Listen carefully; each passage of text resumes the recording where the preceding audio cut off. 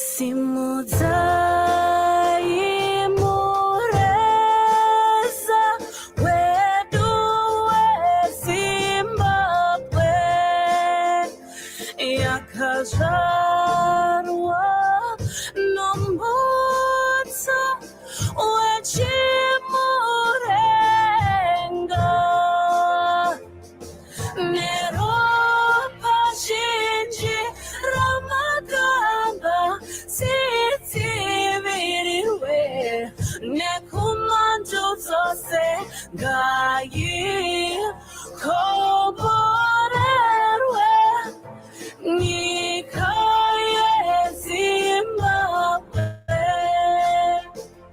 Tarisai Zimbabwe, nyika yakashongedzwa namakomo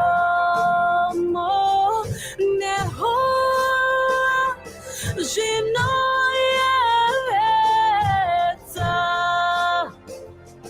Mvura ngainaye ringaipemesa, vashandi vatuswe, ruzhinji rukuswe, ngaikomborerwe nyika yeZimbabwe.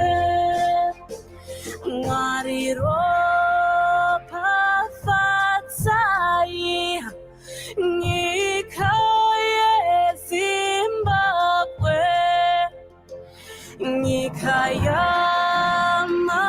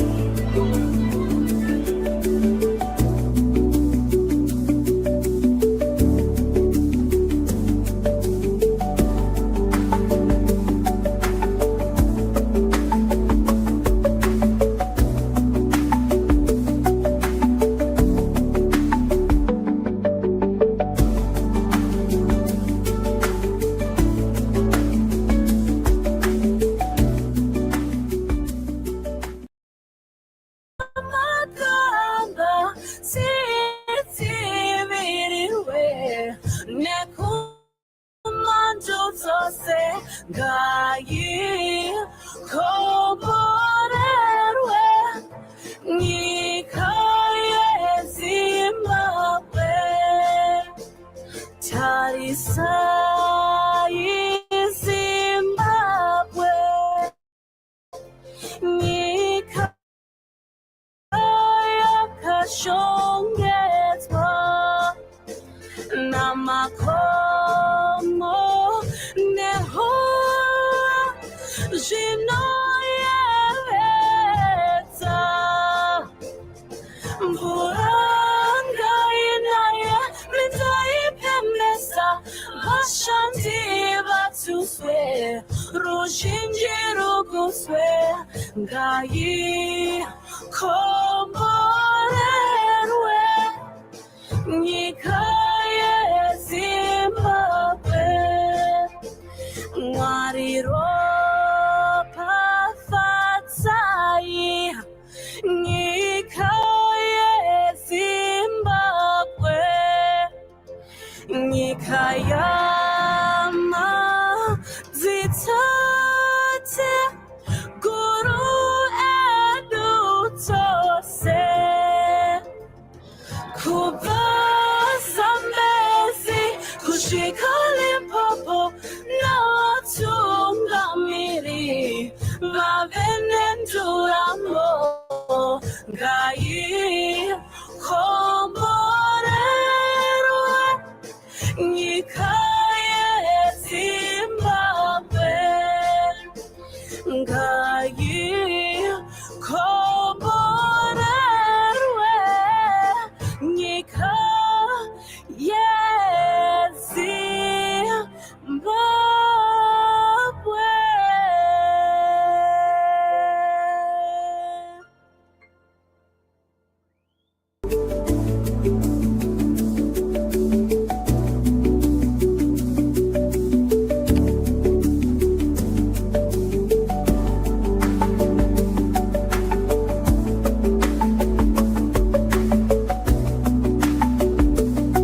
The judges as a panel, I wouldn't want you to refer to me as an individual when we are a panel in this room. Checking if Mark is here so that we can begin the debate. Mark, can you introduce yourself and then we kick off?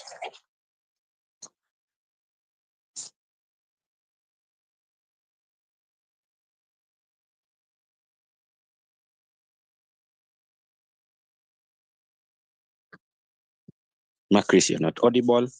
I wonder if I'm audible on your end. We don't want that to affect the speakers in and of themselves.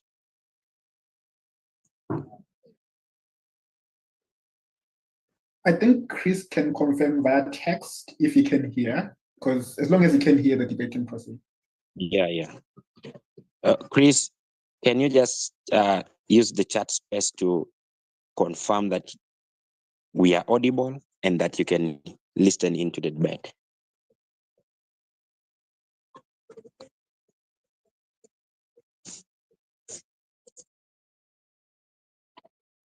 Or maybe use one of the reactions.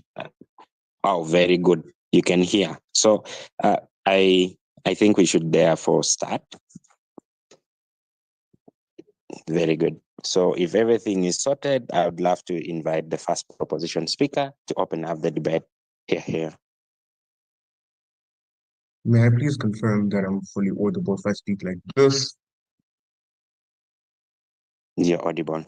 Please proceed. Okay. I'll begin my speech in 3, 2, 1.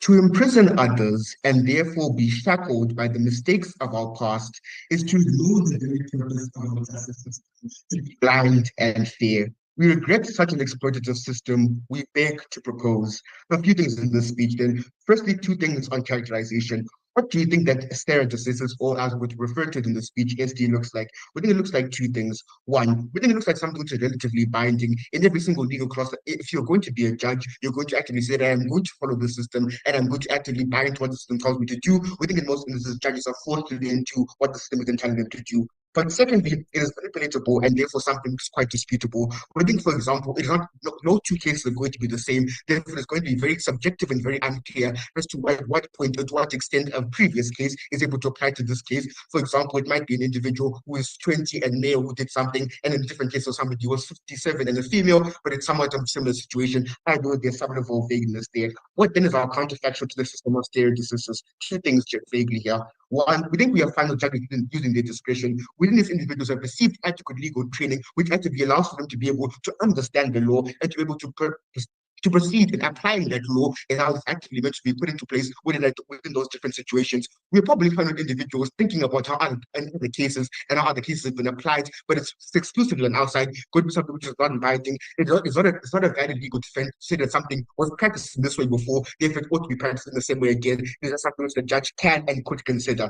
But secondly, if Top wants to argue this idea of accountability and like how there might be some level of bias, we think one, bias exists on both sides. We're going to take a bribe on both sides anyway. But secondly, we think there's like a high level of accountability, particularly on personal accountability. We think when an individual makes a decision because they use their decisions and they can actively say, no, I was using legal precedent, it's much more difficult to hold them into account. Whereas if you're biased by yourself because of your own needs, it's much easier for an individual to be held into account, for them to actively be like, put into place and to be put under review by these types of legal criminal boards. One, but two, we think also affects their public perception if they seem to be a judge, which is actively biased and actively terrible. We think we're fine to defend that counterfactual. So fine, what then are our matrix of regret? Three things. One, we think we regret something in principle when that is actively against what the criminal justice system ought to do. It is against the progression of humanity. It is against the role of the criminal justice system in progressing humanity. But secondly, we actively regret something, an outcome, when it is worse for legal outcomes, when it is worse for the legal system, it makes it much more easier to then be able to exploit. You're going to get those two things in my speech.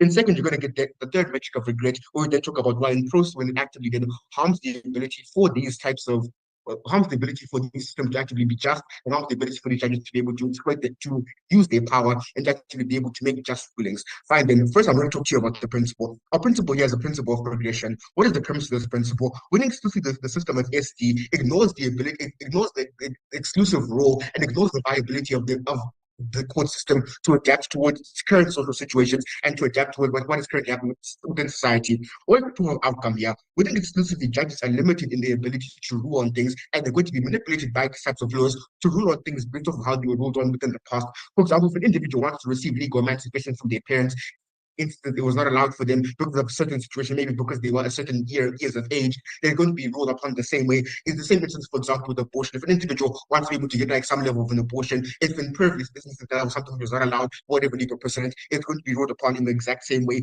even if as a society we have moved past that. But then why do you think that is something which is particularly important? We look like this as an intuition pump. In post-apartheid South Africa, or in pre-apartheid South Africa, it was illegal for individuals who were black to be in the same place as white people. There were so many restrictions upon them. We think it is wrong then for as a society, as we progress, as we go past like apartheid, for us to still value these types of laws, which are actually going to be things which you can think aren't viable and aren't very much like something which we can value. We think as society develops and as we actually move past these oppressive systems, as we move past bigoted values and bigoted ideals, within the law ought to change with us.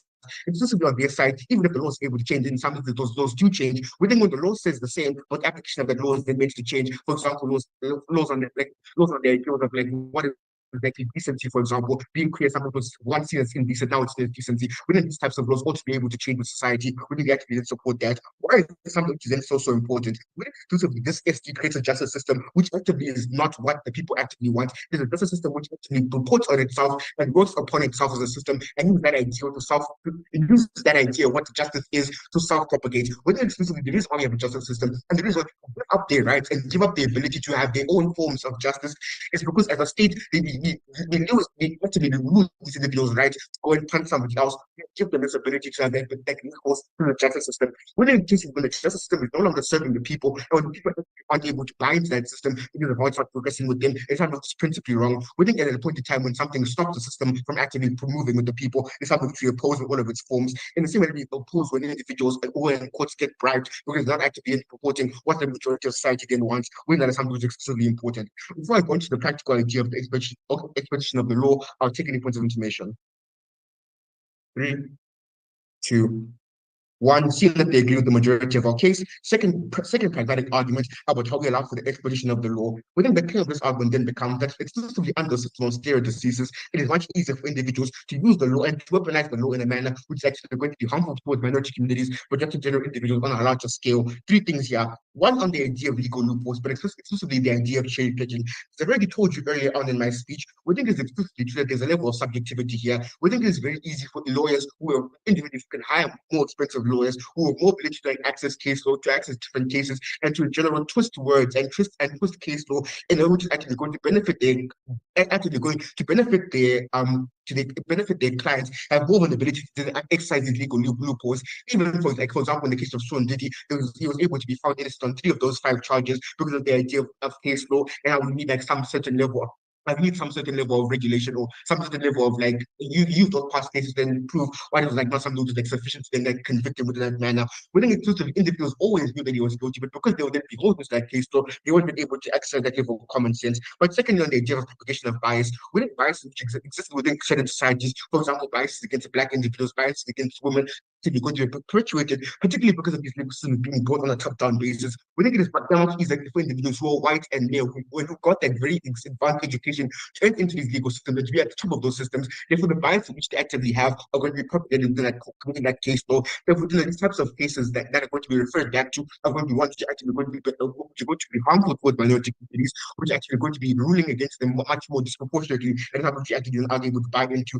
But thirdly, we think that actually becomes an incentive, particularly within cases like this, like from the beginning of society, but particularly within cases which have a big effect on further cases, for example, cases about company laws and cases about how companies then going to be able to exercise their rights, exercise the ability to bribe these courts and to bribe these justices to be able to actually create a precedent who is going to be much more beneficial for these companies, which then creates an incentive for individuals to weaponize that law and use that law in a manner which is going to most benefit them within the future. It creates more incentives for biases and more incentives for bribes. And our counterfactual, people have the ability to have self-autonomy, even if one case is bribed and one case is actually going to have that bad precedent, it doesn't actively propagate towards every single other case. What is the importance of this then? One, for a system to be effective, people have to buy into that system. When individuals actively see that no, there's no way that I'm going to not be convicted, there's no way to suit this individual because there's already existing case law and existing precedent which protects that individual, they're never going to want to buy into that system. But two, within the legal system does not defend the people, but defends corporate interests, but defends the biases of the past.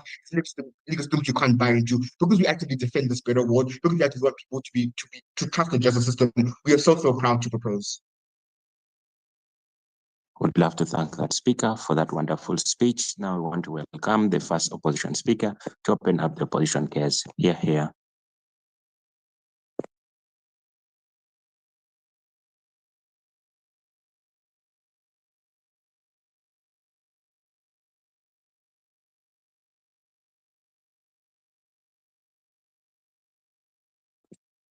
Opposition speaker number 1.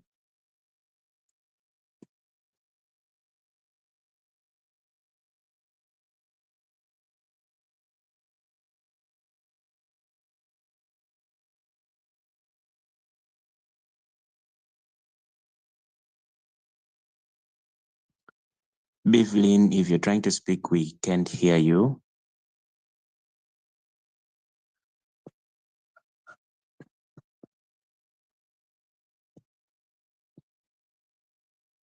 First opposition, you're not audible.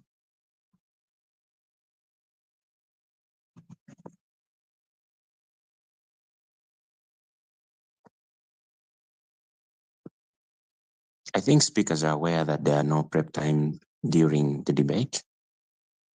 No, she's just having a bit of technical issues. Sorry. Okay, sorry.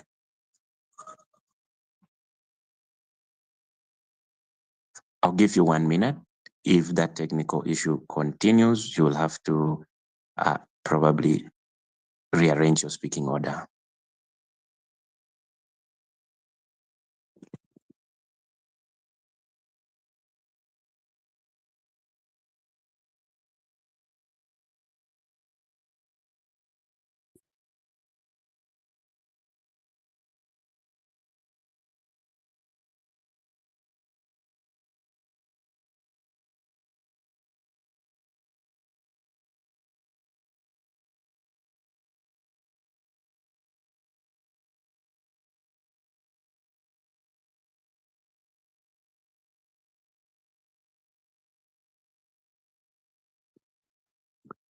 Evelyn, you're still not audible. I know you're trying to speak. First, check if you're on any other social media platform that you are Hello? using your mic. Yes, please. Hello, can you hear me now? Yeah, I can hear you now. Okay, great. Okay, so I'll start in three. Sorry.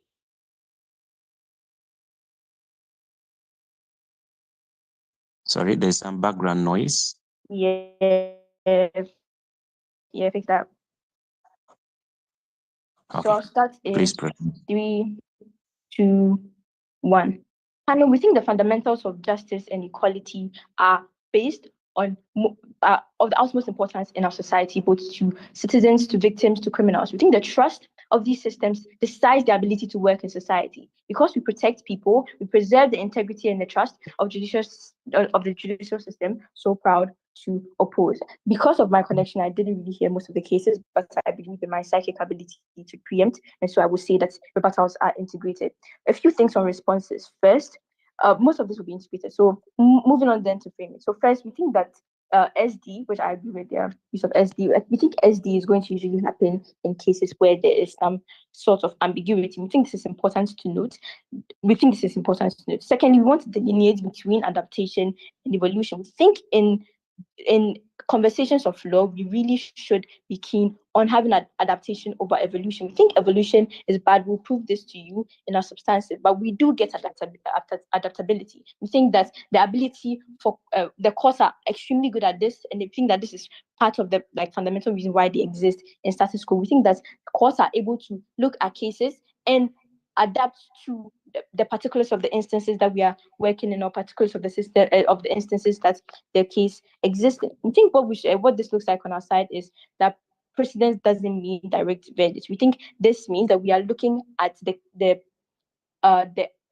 ideologies or the particular metrics that run throughout the previous case and find ways to adapt that to our interpretation of the law. We think that secondly is going to be particular to the context. We're going to not look at just any case. We're going to look at cases that are both close as possible. We think also there's going to be evaluation of not just one particular case, but like a large, like a collection of instances where this happened, and adapt the parts of each case that needs to happen to better fit the particular instance that we are going for. We think the metric that we should hold this debate by is who upholds the rule of law and who protects people. We think the main stakeholders here are criminals. We think they are victims of criminals, and also the general people being persecuted, and generally the people within the community. Moving on then to our first case on the consistency of law. Panel, we think the basis of justice, and we think this is the principal justification of why we think we should keep SD on our side. We think the basis of justice, we think the basis of equality, we think the basis of rule of law is having consistency. I think consistency exists in the fact that the law is not constantly changing. We think it exists in the fact that the law can be pinpointed down, can be actively defined. We think this counters their claim on evolution. We think constantly evolving. We think that law is going to be constantly evolving on their side, and we think this is something that is going to be extremely harmful for a few reasons that we'll prove down in our substantive and in our analysis. We think we should particularly hold this principle because of the fact that they do talk about the fact that equality is important. They do talk about the fact that we need to be able to actively have justice. We think it's something that should happen in society. I think this is something that's important for the ability of people to trust these systems in society. We think that they are not able to uphold this on their side for a few reasons. First, because of the fact that the cases are already extremely ambiguous. That means that without them being able to fall back on the interpretation of previous cases, which they don't really mechanize how they are going to actively interpret law on their side when they don't have this. We think that means that the interpretation is particularly going to be based on personal perception. We think because it's going to be based on this, that there's going to be existence of bias, which they claim to not want on their side. There's going to be preconceived biases that will most definitely see like we have a higher chance of having preconceived biases enter interpretation. We think this means this is also going to be extremely harmful in the cases where law is constantly changing, because it's going to be actively hard to pinpoint where these biases exist. We think this is upheld on our side because we are actively able to scrutinize law. We think when law isn't actively changing, I'll take you later. We think when law isn't being actively isn't constantly evolving, we are actively capable of scrutinizing it because we can define this and we then can look into law and see where bias seeps in. We think also in applying to particular situations, we're able to adapt to the particular situation as well, and thus we uphold consistency of law. We think the importance here is accountability. We need to be able to hold people accountable when they change laws, when they constantly evolve laws in a way that shows bias. We think we can't do that when law is constantly changing. We think, secondly, we eradicate bias. We think when you are referring to actual cases, when you're referring to cases where it was interpreted in one way, it takes away a lot of personal perception or personal thinking that would go on in your own interpretation, in a way that you are less likely to feed into the biases that you already have. We think also, streaming from that, we have equality. We think equality here is really important, panel. We think equality can only happen when we have law that isn't constantly changing and people can, when we have situations where people can just change law to fit instances, in a way that they can push their their biases on. We think we then harm justice when we don't have accountability, and we don't have the ability to have equality. We think we thus preserve law on our side because we have consistency. Moving on then to my second case of equality. We think equality in the law is a big problem. And we think it's a problem for a few reasons. We think this is because we think the main point of the judiciary, the main existence of the judiciary, is to have justice in a way that there is equality and there is fairness. We think our ability to get this and our ability to actively do this in a way where people can trust us is important for the running. We think equality can only exist when, first, there's consistency, secondly, there's accountability, and third, there's neutrality. The other side eradicates this on each level. We think, first, consistency, we've already proved to you why consistency doesn't exist on your side. Secondly, I'll take you later. Secondly, we think accountability has also been proven, but largely we think in a case we think accountability has also been proven. Secondly, lastly, then neutrality. We think neutrality is going to be affected when we have people basing interpretation on their own understanding. We think we give them more room for personal biases to feed in, and thus we detrimentally affect equality. I'll take you. Is it worse for 20%? Okay. What does the other side look like? We think the other side looks like a side where there's constant evolution. We think there's also a lack of scrutiny generally because of the constant evolution, because it is going to be very hard for us to pinpoint where this bias exists. We also think that neutrality is going to be compromised. We think neutrality is hardly compromised when we have a lot of the interpretation of the law based on a singular interpretation from one individual and not basing on the interpretation, the diverse interpretation of many other actors in this debate. We think because of this, we are able to actively push justice and equality. And most importantly, the perception of justice and equality in status quo. We're able to get more people to trust courts on our side, able to get more minorities to trust courts on our side, and preserve law, preserve justice. We think law is sacred. We think law must be fair. We think we get this on our side. Proudly, opposition. Would love to thank that speaker for that wonderful speech. We also want to encourage speakers to engage and take POIs. If that is clear, allow me to welcome the second proposition speaker to advance the prop case. Here.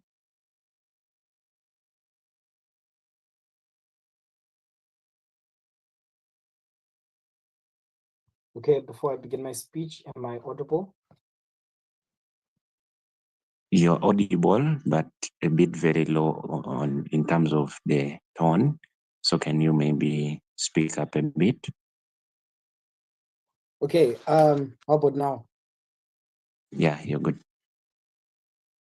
All right, I'll be taking my POIs audibly, please, so I won't be looking in the chat space. Please do not badger, and if at any point I start breaking, please unmute and tell me so.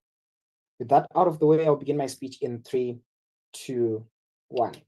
It's crazy to think that on side opposition, justice looks like the same black person, like the same case, including a black person being tried with them getting guilty thousands of times. It's crazy to think that when that kind of propagation of stereotypes or that propagation of biased like rulings within court cases happens over a long period of time, that's what justice looks like at its best. It's even crazier on the other side of the house for them to think that the only way you can have that kind of like analysis like that they talk about on the rest of the house is when this legal principle is something that is particularly binding and not a particular suggestion or something that these judges should keep in mind at any point in time. Like, we don't get why this in and of itself is something that is so exclusive to the rest of the house. And that's the reason why we're so proud to win this debate. Three things then that I'll do in my speech. Firstly, I'll engage to like a lot of what we get from side opposition, but secondly, give you an extension of what our meta then looks like when it's evolved. But lastly, give you a bit of case, like clashes, and to tell you how we win this debate. Firstly, then, in terms of strategy, I think like side opposition's case boils down to like two things and two questions that I already asked within my introduction. I tell you, A, even if we agreed with all the analysis that they give us on the rest of the house, why specifically does it have to be binding and not like a suggestion or any kind of like alternative, right? We think we don't get that kind of buy-in, or we don't get that question answered from majority of their case. We think that in and of itself was something that was so unstrategic on the rest of the house. But then secondly, if the same unjust ruling is applied 1,000 times, is that what justice looks like on the rest of the house? We think it's worse then for like 20% of judges to be biased, or like we ask them on the rest of the house if it is worse for 20% of judges to be biased or for 100% of judges to be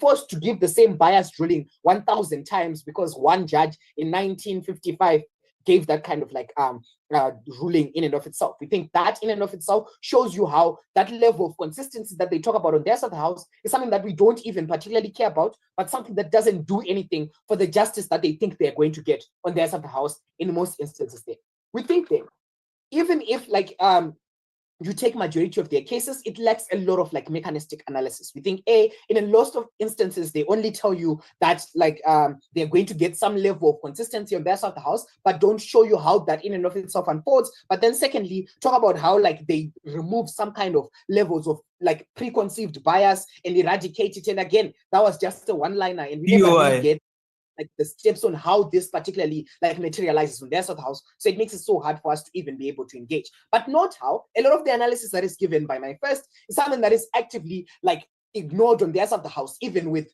the amazing or so not so amazing psychic abilities that we're told one has, right? We think A, they don't issue with the like preempted analysis of accountability that you already get from my O1, where they tell you that forms of accountability already exist on outside the house. But I think in most instances it's harder to hold someone accountable, especially when they say that whatever ruling that they've made is something that is already based on precedence, and that is something that is legally binding. We think it becomes much harder to then hold that individual, that judge accountable in most instances like that. We think that, and also the idea of how even the societies evolve and morals evolve, and that also evolve even our laws and how we actively like uphold them within the court systems. I think all of that is actively watered down when they make every case to be the same or try to make it the same as that one court case that was ruled 100 years ago. I'll take that POI.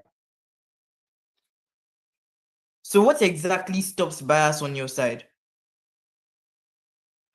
We think what stops bias on our side of the house is that you don't force individuals to buy into like the forms of preconceived notions of bias that were actively like bought into all those years ago. We think what stops bias on our side of the house is that instead of using a ruling that was used when like there was apartheid and like Black people didn't have as equal rights within South Africa and all those things as now, is what stops that bias and stops that Black person from being like subjected to that same bias that they already fought so hard to get rid of. We think bringing it back into courtrooms is what inherently creates or perpetuates that form of injustice in and of itself and makes you lose even when you say that you are trying to get justice on your side of the house. Two things then in terms of extension. A, we think the idea of how it ignores unique context within cases, but then secondly, how it limits judge power. We think this happens in three very specific ways. A, we think in most instances, right, every single court case is different from the next. I think you already hear this from the first. When a 56-year-old, like a woman, decides to shoot someone in self-defense or something, it becomes particularly different when like a when like a 27-year-old who could have like probably like fought back or something like that decides to do the same, right? We think that in and of itself shows you how every single case has some level of nuance to it, and we think that in and of itself means that you can't apply one case to the other, because in most instances, so many situations, so much context behind it makes it so different from the next case. It means then, even when they talk about how they want to make like law consistent, we think that we can make laws consistent because the laws in and of themselves aren't things that are particularly like particularly changing all the time within the courtrooms. And even when they do, they go through like so many procedures to make sure that those laws change in a much more justified way. The only thing that we are against is you watering down the level of nuance or the level of like uniqueness that each and every single case in the courtroom actively has. I think that does two things to most of these court cases. A, it means that most judges don't pay attention to the nuance that appears within these cases, because it's much more easier for them to stereotype them at the point in time when they have to listen to precedents of another particular case. But then secondly, it also means it's harder for individuals to fight against that bias at a point in time where that was already ordained within courts of law. You hold individuals accountable to past mistakes, but more importantly, you can't even allow a judge that spent 17 to 20 years to be competent to allow their competence to flourish because you bind them to a decision that was made by their predecessors 2 or 3 generations ago. We think that in and of itself is not only principally unjustified, but isn't how like justice in the CJS should actively look like or should actively materialize. I think then you then understand how the harms of how like the most vulnerable within status quo, the minorities that were never cared about even back in the day, and that have their rights being more listened to now, we never have their rights listened to when it comes to justice, because all like the kinds of rulings that you're making is in a time where they were never listened to and where they were never prioritized. I'll check that PR. Do you understand the principle does not copy and paste judgments across all cases, but learns from it and understands the logic behind it? Yeah, and we ask you again in first or in P1 to say at what point does this end, and at what point do you call precedence, and to what level is it applied within a court case? All these things are things that aren't actively measured in a very qualitative nature. This means that you can't actively measure to what extent a precedence can be used from one court case to the other, especially at a point in time where this is particularly legally binding. We think that in and of itself means that it's most likely that you're going to err on the side of caution and just make sure that this happens or this looks very similar to the other case and rule in that kind of way. But then secondly, it becomes much easier for you to stereotype these cases at a point in time where you don't care and you just think it's the same as the other case that was judged 10 or 20 years before by another judge, right? We think that in and of itself shows you how like those kinds of lines are only so blurred on your side of the house than on our side of the house, where that judge is allowed to hold their level of competency in question, where they are the ones that have to make this decision at the end of the day and don't have to be legally blinded to a decision that was made by someone years ago that was ruled by bias in that time. But then secondly, we also tell you that in like most of these instances, what it does is it's a direct slap to their competence. We think when stereotyping becomes the norm in social justice system, but most importantly, when they don't have to do this, they're scared to ruin their reputations, or scared that it will lead to a mistrial. We think all that holds the criminal justice system in a much more undermined position. And we are so proud to uphold justice on us at the House. Thank you.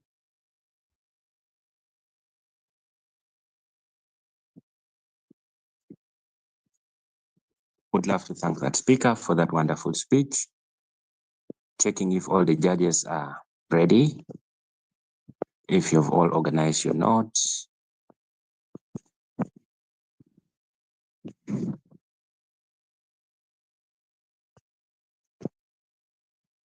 Just a reaction from judges that we are all good. All good. Great. Now we welcome the second opposition speaker to extend the opposition case. Here.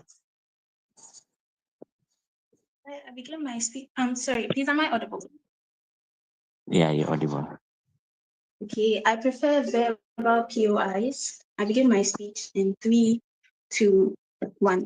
And now we think that side proposition, just as we do, cares about justice. The difference between the two teams then becomes who understands the essence of justice and who applies it. Because we tell you that what we give you is justice backed by accountability and scrutiny. What we give you is fairness and equality. While they tell you that on their side of the house, they are okay with 20% of judges being biased with no accountability measure. At least on our side, we give you scrutiny. We think at least on our side, better version of justice that people are able to trust.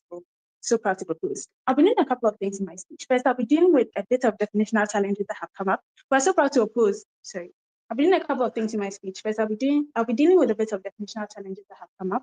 And then I'll deal with, there are two major pushes on progression and bias on our side of the house. Then I'll rebuild our cases on consistency and equality. Then I'll run our third case on why we protect the integrity of the law courts. So in definitional challenges, the first thing I would like to clarify is a principle. We would like to make it very clear right from the start of my speech, even though we already said this in 01, that we don't, and we also said in PY, that we don't just use past cases. It doesn't mean we just copy and paste the judgments of every single one is applied. We think that judges look at the metrics on which the call was passed and then determine whether the future case also determines that metric. They don't just copy and paste, but learn from it and apply those metrics for cases in the future. The law adapts. It doesn't just use different judgments, which spells it all about the place. We think that the fact that this is being used as a justification means that the metrics have to be valid. We think that even scrutiny and accountability exist. We think that that helps us on our side of the house to ensure that the justification that they're actually using is valid. And we think what this clarification does is takes out all their intuition pounds on how a Black man is going to get imprisoned over and over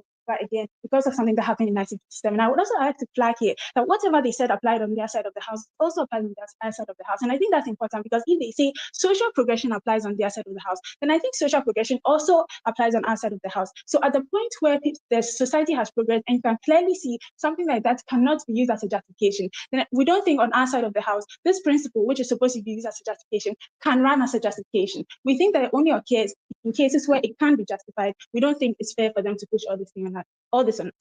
But secondly, when are precedents used? Because this is the question that they asked us. And we think that even if we can't determine the extent to which precedents are used, we already gave you a bit of clarification on this in 01. We told you that this occurs in cases of ambiguity. And secondly, we told you that this occurs when the metrics are very similar. And so it is justifiable to use this as a metric. Last thing on definitional challenges, they talk about accountability on their side of the house. And I would like to address this right. From here. We think that accountability on their side of the house doesn't exist. And we think that they give us the reason why accountability does not exist on their side of the house. They tell us that every situation is different. And we think that this is the same excuse that judges can use. They can tell us that every situation is different. And that is what they use to hide their bias. And this is the reason why in the POI we asked P2, he could not respond. He could not give us an accountability measure that they use to prevent bias on their side of the house. This is all for definitional challenges. I'll first be dealing with their case. So their case on progress or evolution of the law. First thing here, I'll take you in a second. So first thing here on progression or evolution of the law, we think more important than progression or evolution of the law is consistency of the law. And why is this important? Because, why is this true? We think that the entire case on evolution of progression of the law boils down to people trusting the law. So as in, the law should be able to progress with society because for the reason that people should be able to progress the law. So we think that if evolution of the law is not able to do this and consistency of the law is able to do this, then consistency of the law definitely weighs over evolution of the law. We think 01 has already showed you why consistency weighs, but I'll take that again in my case. Second reason to this, we told you that adaptation of the law exists on outside the house. And here's the reason for this. One, we told you that legislation appears for laws for that. But secondly, we told you that if progression happens on their side of the house, then progression is also likely to happen on our side of the house. And that's what adaptation is. That is how adaptation exists. The difference between adaptation and evolution is that on the side of the house, because they use the judicial expression, Mrs. judgments can be so diverse without. We think that that's the difference that exists on the outside of the house. We use precedents. Okay, so third response over here. We think that if the impact should be on our image, we prove to you why evolution of the law actually has a negative impact on our image. We told you in 01 that bias exists, and we told you at the point where people don't have a perception of an accountability measure, this bias is going to mean that I'll take in a second. This bias is going to mean that they feel that they're being treated unfairly. We think that it's on their side of the house that they lose that people lose trust in the law, that people lose protection in the law. If this is so important, they should find a better way to defend it. On this whole idea of bias that they push on us, we think that one, they don't stop bias, and they already proved this in their response to the POI when they don't give us a way that they stop bias. But secondly, they tell us that bias exists on both sides, and we think that's true. So what's the difference? The difference is the accountability measure we give you. We think that the difference is the fact that you can actually scrutinize the precedents because we give you a justification for our judgment, whereas on their side of the house, they don't have to give you a justification for your judgment. We think that this is very bad, and the impact of this will come in my third case. Okay. We think that it's very important to flag here before I go on to defending my own cases that we don't use judicial precedents in all cases as they would like to push on us. A person doesn't get arrested 1,000 times. Black people don't get arrested 1,000 times as they would like to push on us. We think that scrutiny still exists. And more importantly, the third thing I would like to deal with here is that not all cases have bias. They want to push on us the idea that all precedents are going to be very biased, and this is very harmful for our side. But we think that this is not true generally. But secondly, even if this was supposed to be true, we think that because of the scrutiny that exists, because you are using it as a justification, then it comes under the eyes of many people. And if there is bias, it is likely to face scrutiny. So this just won't stand as a justification, so they can't push on our side of the house. Before I move on, I'll take a few. And first, we already tell you how it is very likely that when a judge is very, very evil and biased, they will be reported and have their license taken away. Whereas if you are using a legal precedent, that can't be done to you. Please engage. Okay, so we don't think most judges are very, very evil and biased. We just think most judges have some form of bias. And we think that on your side of the house, you are able to get away with having that form of bias. And we think that's very difficult because of the minorities like the Black people and the women that you talk about. Because little crimes, these judges are going to be able to pass little crimes against them that you don't deal with on your side of the house. We think it's the collection of these little things that makes your side so harmful. But what is my case? We think that we protect the integrity of law courts. We think that there's a premise to this. One, people don't have complete trust in the justice system because of the bias and the legal loopholes that happen. That I've already proven in earlier speeches. And we think what this means is that it becomes necessary to justify your decisions. On our side of the house, we have justification that can be scrutinized. The comparative is simple. They have judicial discretion. They have no accountability. They weren't able to prove it in any of that speeches. And we think what this accountability does, we think that when they lose this accountability measure in this situation, they lose the image and the integrity of courts. And why is this important? We think it has a couple of broad impacts when they lose the integrity of courts or people lose trust in courts, which they already concede to the fact that it's so important. One, I think we lose victim closure. And that is the point of courts, because when a court makes a decision in favor of a criminal, for example, for the example that they gave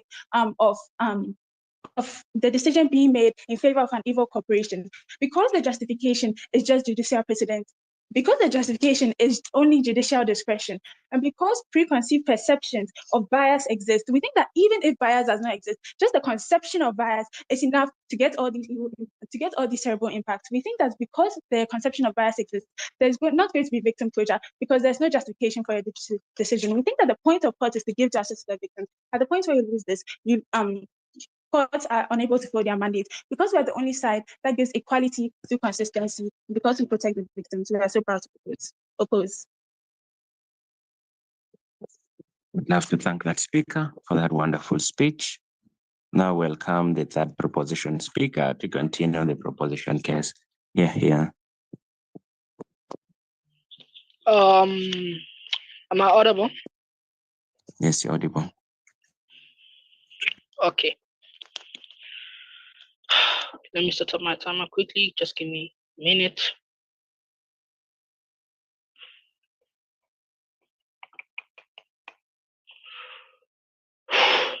Okay.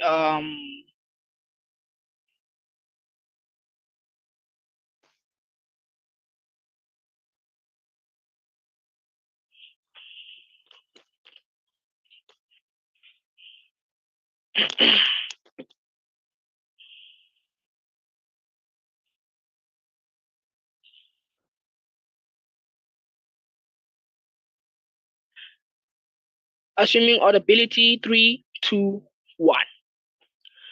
Today, I'll show you why the principle of stare decisis, the rule that courts must follow previous decisions, ultimately hinders justice and progress. In this debate, we gave you so many we gave you so many points, we gave you so many arguments that opposition decided not to even touch, and opposition remained some of our points standing. Firstly, in this debate, you're gonna get two things. Yeah, firstly, you're going to get direct responses. Also, you're going to get some clashes, and I'm going to show you why we win this debate in itself. Yeah. So the first year we need to look at state decisis, how state decisis block society's progress. I think here we told you a lot, and this is a characterization that needs to be like reinformed here. Laws must evolve when laws must evolve as societies change, but state decisis forces judges to follow outdated rulings, even if when those rulings no longer fit the modern realities. The critic idea that opposition brings here delays reforms and traps us in the past. I think here we brought so many unique arguments, unique points that went unanswered and unresponded. Onto their strategy, they lose on that also. Now, onto strategy here. They bring a weird case here to us, a very weird case about them wanting to adapt to the world. I feel like here we need to tackle this case down, and this is how we tackle it. They told us that, okay, look, man, when judges look at many cases and make a rule and judgment on that and give some sort of like responsiveness to the court in itself, and saying that, okay, this is our judgment and this is what we did because we looked at so many cases. Response on our side. It takes time to look at different cases, it takes time to look at different cases because these courts are dealing with many things, they're dealing with many cases. And even if not, the problem is hard to apply adaptation at most times when you want judges to consider past cases and them being like biased on their side. I think we push the whole idea that majority of these judges are biased because on their past cases they have made it so. I think we brought a broad line here. What if in the past a judging or ruling was made 1,000 times on a particular case that relates to those cases? What happens to that certain like judgment? Does it change only because of like does it change in itself? We get no response, we get no clear understanding on how they want to like run this case. I think here we really give you some sort of like analysis here. So secondly, on state decisis, it enables legal exploitation. When judges are bound by precedent, bad actors, they exploit loopholes and preserved by all decisions. The law becomes a tool for injustice, protecting those who manipulate outdated rules, outdated laws because of some sort of like adaptation, which we believe that it contradicts each other when it comes to the case of you wanting to have some sort of like adaptation but yet looking at the past cases. I think then like it's some sort of contradiction. The clash here is very simple. The opposition argues that cases create a stability and consistency, but this so-called stability is false. If the law is unjust or irrelevant, slow adaptation means that it lingers and longer. Stability must not come at a cost.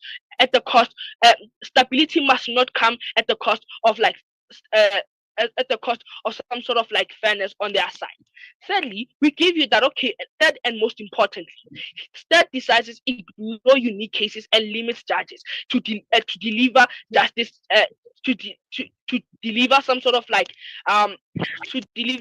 verdict that would be able to like relate to some sort of unique cases. We brought to you, and this was unanswered and unresponded in our whole in this whole debate. We told you that what if we have a certain unique case, and that unique case it lingers on certain like new matrix, new things, new information, new matter.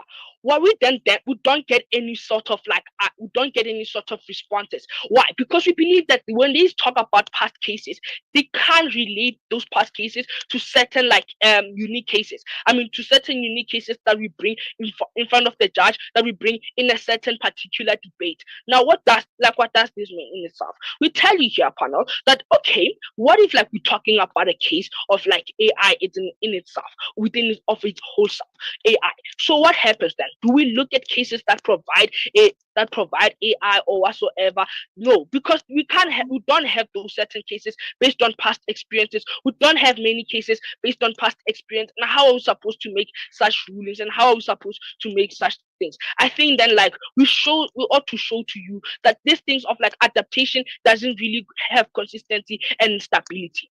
The clash, is in the fourth and unique, and the fourth thing that we ought to talk about on our side is very simple here.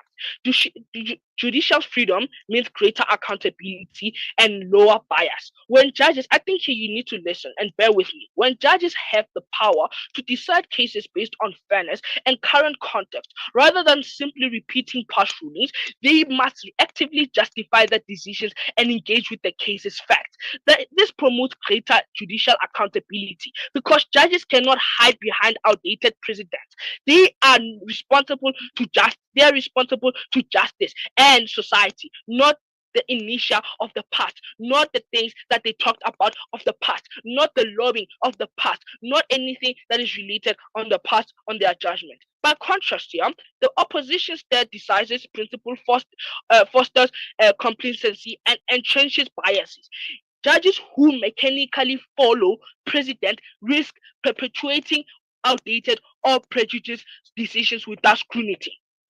The lack of freedom means sympathetic biases remain unchecked, reducing real accountability and fairness. Our side approaches this debate very, very in a lens that allows you to be able to look at what the judges may face when going and opting to opposition side. This is a strength and an exclusive to our side because judicial freedoms lead to a more accountable and just legal system. To respond directly to your case out of time, yes, certainly it is most important, but certainly under unjust laws it is oppressive. Legal systems have checks like appeals to maintain consistency without blindly repeating the bad precedents. In conclusion, we regret decisis because it freezes legal progresses, enables exploitation, ignores unique context, limits judges' power, and foster bias, and in itself doesn't allow for better accountability, as we have shown you in this whole debate.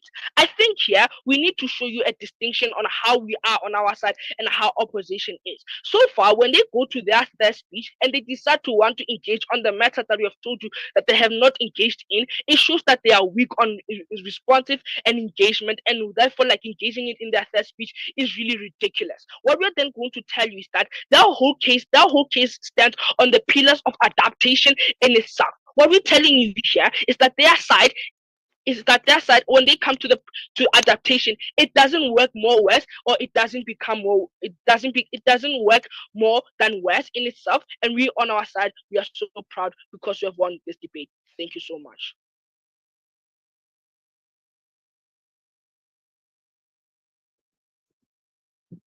Wow, would love to thank that speaker for that speech. Now we want to welcome the third opposition speaker to continue the opposition case. Here.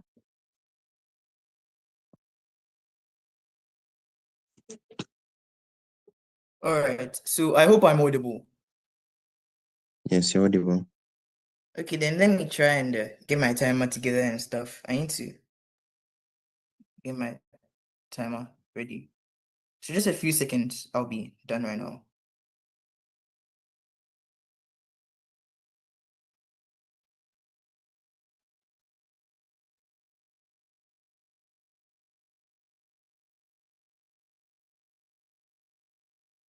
Okay, so I begin my speech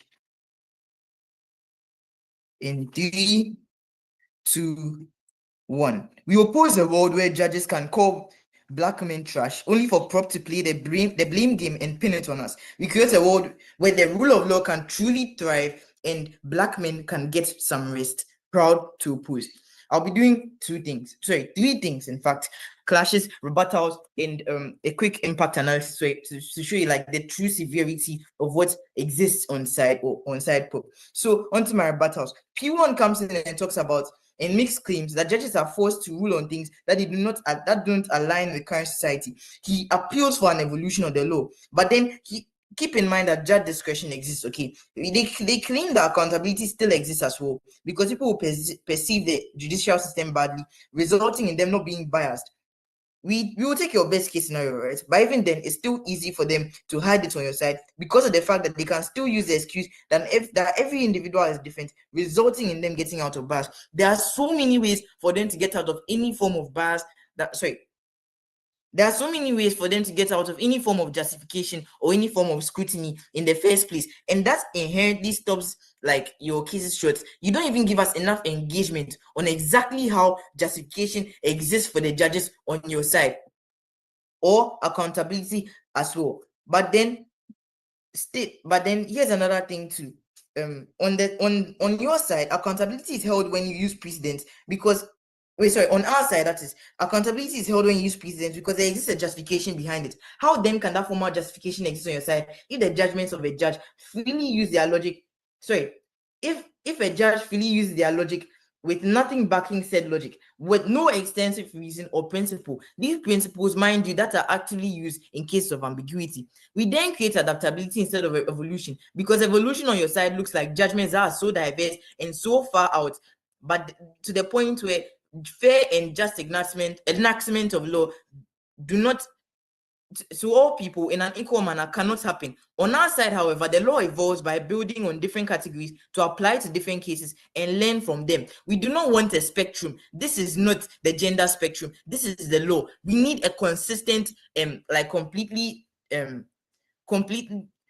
completely consistent like rule of law, so that we can actually put in the same form of judgment to every single person, or at least like keep a world where judges do not like bring in diverse judgments and beliefs from whatever a case might be. Now they also make a claim. I'll take your PY later, by the way. They also make a claim as to how bias exists in different states, but then they ignore the fact that different judges exist within the same state, okay, always different views and ideas over a period of time. You cannot get a harmonious judgment. The law cannot move on, and because of that, you then create a world where the rule of law is undermined because there are multiple judges with multiple different ideas. And so if in the Supreme Court, one man or one group of judges have a single idea, in the magistrate's court, there will be a group of other judges who have a different idea, and based on that idea, there will be differing, like there will be a conflict. There will be so many different ideas in the first place. So then you cannot get a harmonious judgment, as I already stated. And I already talked about how people in minorities can be affected by the law when they are given rulings that aren't backed by precedents, because the law was created to protect the marginalized, and the law adapts itself under stare decisis to actively achieve this. There's nothing on how they stop bias in and of itself. There's the evolution of stare decisis, and this actively decides what case becomes a precedent in the first place. So to be simple, prop may be fighting hard, but then they are fighting the wrong principle in the first place. Because let's take a quick backtrack and understand exactly what stare decisis is. Because no one seems to want to take, no one on the side seems to want to understand exactly how, I'll take a PY later, please. Exactly how like stare decisis works in the first place, because they fail to realize that courts may re-evaluate precedents in light of significant changes in society, technology, or the law. And also courts may also overturn precedents that are deemed erroneous, outdated, or no longer applicable, meaning that in the first place, there's no such thing as stare decisis actually not looking out for marginalized groups. We actively change precedents to look out for marginalized groups, to fit in with like the way society works right now, to fit in current technology, and to actively make decisions based on them. I'll take your PY. Do you believe Do you a public think that defender, a lawyer from a public defender and a lawyer from the highest quality law firm are going to apply this precedent law in the exact same way and get the exact same rulings? I couldn't hear. The two of you were like overlapping. So do you think a lawyer from a public defender or a lawyer from the highest quality law firm are likely to apply precedent law in the exact same way and get the exact same consistent ruling? of course they are. Here's the thing in the first place.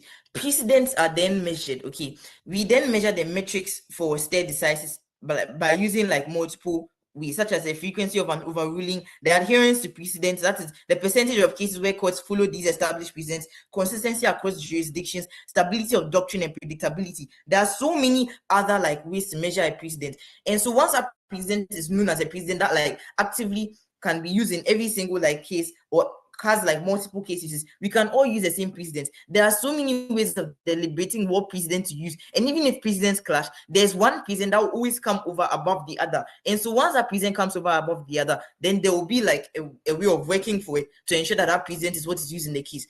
They don't really show us any. They didn't say that we can qualitatively measure metrics on precedents to uphold, etc. And now I've already showed you how it's done. So then I'll be moving on to the clashes. A clash on who upholds the rule of law. On their side, what do we have? We have a bias. We have evolution that leads to inconsistency in the rule of law. We have a possibility of unjustified judgment because there's not enough like analysis on exactly how there's justification of their rulings. There's also the authority of higher courts undermined by decisions in lower courts, especially when they differ. Okay. And now and then these things on, and then let's also backtrack about call out P3. Hello. POI speaker. No, I know. I would like to call out P3. He casually comes in and starts dropping like new material. Like, bro, put the fries in the bag at this point, because we really do not understand why. We really do not understand why I had to bring in a case about AI where there are so many different views. About AI and how it's to make like precedents slow and what's not, because there are so many differing views. Exactly, and that is exactly why a precedent should be created, so that we can simply build on it and evaluate it. Because he keeps on bringing so much new material about how stare decisis makes courts slow. We say that courts are slow when each and every single judge has his own like opinion on what Tom, Dick, and Harry should do about a different case, and so as such, they will all have to sit together, deliberate, fight, engage in conflicts, and then in the long run, they eventually create a world where like bringing about justice is slow. They don't really like give enough analysis on any of that. We don't really see why they should actually win today's debate when all they do is drop new material, tell us that we don't engage enough with their cases, but then we actually engage with their cases in the first place. We win on so many metrics, such as like who upholds the rule of law more, because then we create a world where the rule of law is more stable and therefore more respected by the people. Okay, we win on accountability, and we also win on protection of minorities, because we actually look out for minorities, and we create and we edit our presidents, and we like evaluate our presidents based on how well they work. For these reasons, we are so proud to propose, and we win today's debate. Thank you. We'd love to thank that speaker for that wonderful speech. Now we want to welcome the opposition reply speaker to come and close the opposition case. Here. Please, am I audible? Yes, you're audible. Give me a few seconds to send my timer. Okay. I start my speech in 3.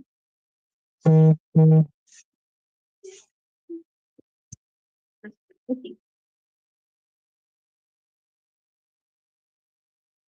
I start my speech in 3, 2, 1. Panel, what matters in this debate? We think that the most important actor in this debate is the people. And I think both sides concede to the fact that what matters in this debate is getting justice for the people. But on side opposition, we think what also matters is the perception of the court. We think what matters is the perception of justice. And we think this matters because it actually helps in getting justice for the people. And I think both sides concede to this in the debate. I'm going to be asking a couple of questions in my reply speech. Who gets justice and what matters in the application of justice? Third question, who protects minorities? I think that as long as we win on all these questions, but most importantly, the first two, who gets justice and what matters to the application of justice, we win this debate. Okay, so on the first clash on who gets justice, I think the most important contribution from both sides on this clash about bias. So I'll start with the contributions from side revolution. They tell us that we get bias outside of the house because apparently precedents are going to be used over and over again. Now, I think we respond to this effectively in a couple of ways. First thing, in 01 and also in strategic response of strategic errors in 02, we tell you how precedents occur. We even reiterate this in 03. We tell you that 1, this principle does not occur in all situations. We tell you that it only occurs in cases of ambiguity. So it doesn't occur in most cases. That was the first thing we told you. Secondly, we told you that the metric has to align. We told you that We tell you that you are only able to use precedence when the metric aligns with this. But thirdly, and most importantly, we told you that judges cannot just get up and use whichever precedence we want. And we told you this in O2. We told you that because it exists as a justification, because it exists under scrutiny, and precedents are used in only particular situations. And we think that most of their responses towards us about bias falls because of this. We think that response on how we get so much bias because precedents are used over and over again falls. And we also think that the response on how precedents themselves are biased are also false, because we tell you that scrutiny exists under their side of the house. What did we tell you? We told you that bias exists on their side of the house because they use discretion. And they never, we told you over and over again that they have no accountability measure to actually make sure that discretion does not exist on their side of the house. Their only response was that judges want to make sure that the judiciary looks accountable. But panel, we told you that that was not a good enough response because judges can always hide their bias. We don't think they responded well enough to our claims on bias. We think we effectively mitigated their claims on why we get bias on our side, and we think that our claims on why they get bias on their side is still standing. For that reason, we think we went on the clash of who gets justice. But secondly, and more importantly, the question of what matters in the application of the debate, in the application of justice. And it told you that what matters is progression. We told you what matters is equality and consistency. The overall impact of this was supposed to be who actually gets the people on their side, who actually gets the people to care about justice. They told you that on their side of the house, when there's progression with society, then people care about justice. But we told you in O2 that this was not true. We told you in O2 that people only trust the justice system when there's some form of justification. We told you that this was true because people already don't have complete trust in the justice system. There are biases and there are loopholes which people think exist. And we told you that at the point where there's no justification, there's no way people are going to trust in the justice system. We told you that it's only on our side where we get equality and consistency, where we get a side when we get rulings that can actually be justified, that we get people buying into the justice system. We think that if what matters is people buying into the justice system, then we are the side that gets what matters in justice. But thirdly, and most importantly, who protects minorities? Because we told you that on their side of the house, because of the bias that exists, it is likely that a lot of judges are going to be able to get away with a lot of other things, with the lack of a justification, with the lack of accountability measures which they do not prove. We told you, however, on our side of the house that because of precedents, because you need a justification, it is less likely for you to get away with things that harm minorities. Because we are the only side that protects justice and the essence of it, we are so proud to propose. Would love to thank that speaker for that speech. Now I want to welcome the proposition reply speaker to close tonight's semi-final debate. Here.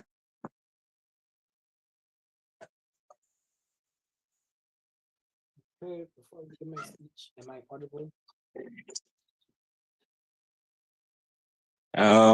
Low but audible. So you might want to increase the volume a bit. Try to speak up. Okay. I'll begin my speech in 3, 2, 1. I think from the beginning of this debate, it was quite sorry for side opposition to dumb this debate down to what it never was. The idea that they give you about accountability being something that was so important in this debate became something of a wash because you lacked so many of the mechanisms on the side of the house to show you why A, that accountability actively mattered, but B, how using precedents in law or using that principle in and of itself was a form of accountability that held best true to the rest of the house. I think what's more important then about that claim becomes two things. A, when we tell you that we worry for accountability at a point in time where judges can just use precedents and get away with it. But B, at a point in time where even high-grade law firms, something even asking a POI, can actively use these things against them because these are things that very high-grade law firms have access to because they have the manpower and the resources to get a lot of these precedents and use it against them than like a low-grade public defender, right? We think that in and of itself showed you how that could be used as a form of exploitation, but how it's harder to hold a judge accountable when he says he's using a legally binding legal principle in and of itself. But then secondly, I'd like to note that what became so weird when side opposition was the fact that they thought the only legal principle that existed within law in and of itself was this principle of state decisis. We think that in and of itself was so regrettable because we think there are so many other principles that hold true to the CJS, to the system, that we think are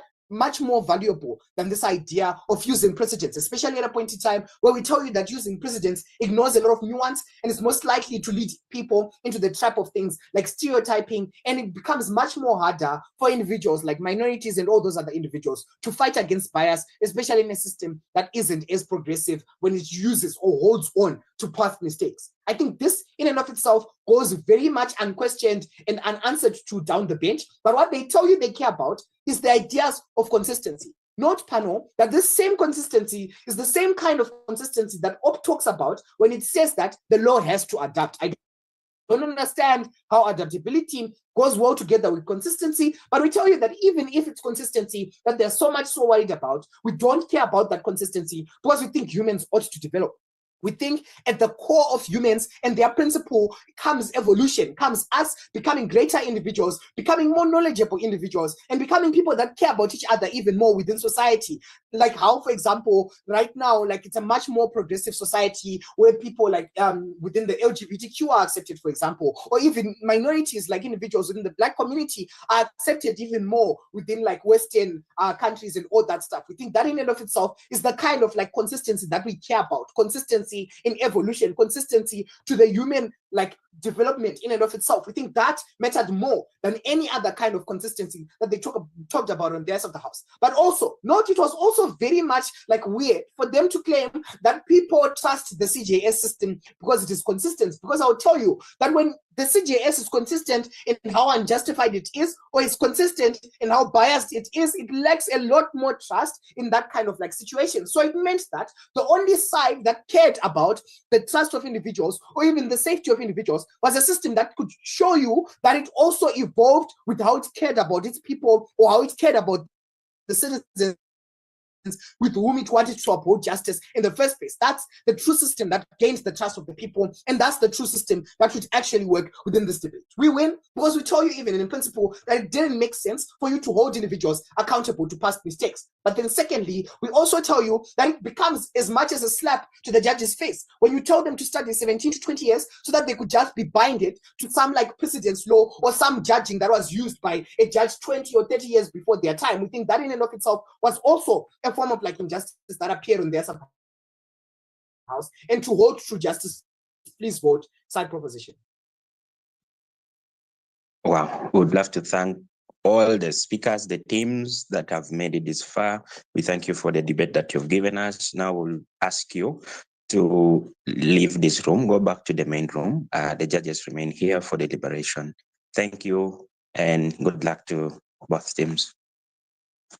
Thanks so much for the debate. It was really fun. Thank you.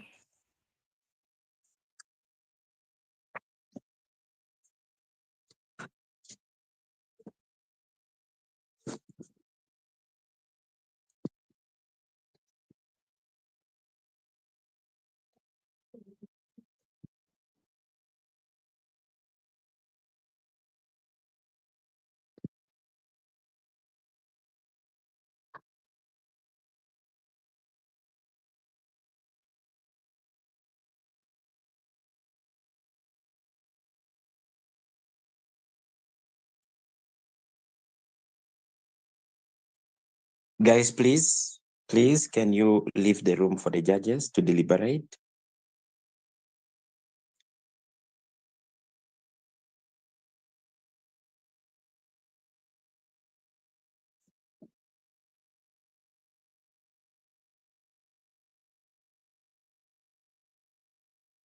Is it possible if we can move to op prep? I think some of these people are.